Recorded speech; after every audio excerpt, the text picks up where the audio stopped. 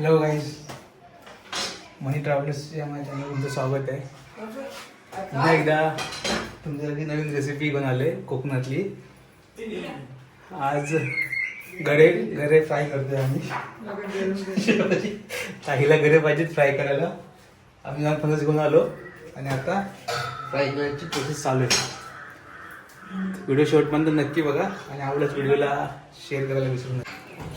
पहिले आपण फणस कापून घेतला. हिरवा फणस लागतो त्यासाठी.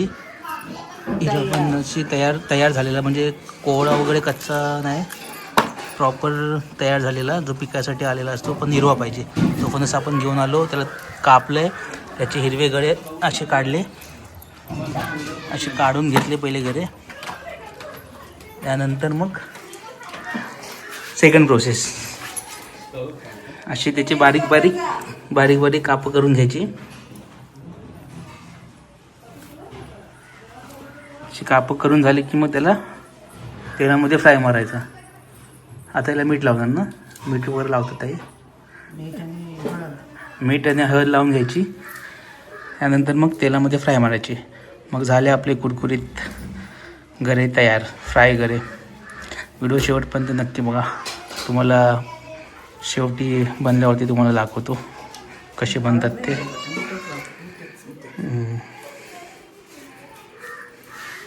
सासू, सून आणि ननंद तिघं पण भेटलेत गरे फ्राय मारायला. फायनली 2 तासाच्या अथक परिश्रमानंतर बघा 3 फणस रेडी झाली. फायनली आपलं सेटअप रेडी झालं आहे. गडे कापून वगैरे झाले सगळे. आता आईने चूल पेटवली आणि आता ह्याच्यामध्ये आपल्याला डीप फ्राय करायचे आहेत. मग आपले कुरकुरीत गरे रेडी.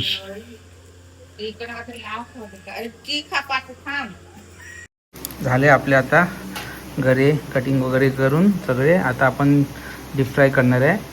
थोडे गरे प्लेटमध्ये घ्यायचे आणि त्याला थोडं मीठ लावायचं आणि मग फ्राय करायचे. सगळे एकत्र करून नाही लावायचे. थोडे घ्यायचे, थोडं मीठ टाकायचं, थोडे प्लेटमध्ये घेऊन आणि मग डीप फ्राय करायचं.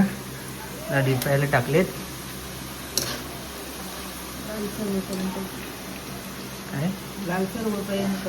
हां, ते थोडे लालसर होईपर्यंत त्यांना फ्राय करायचं.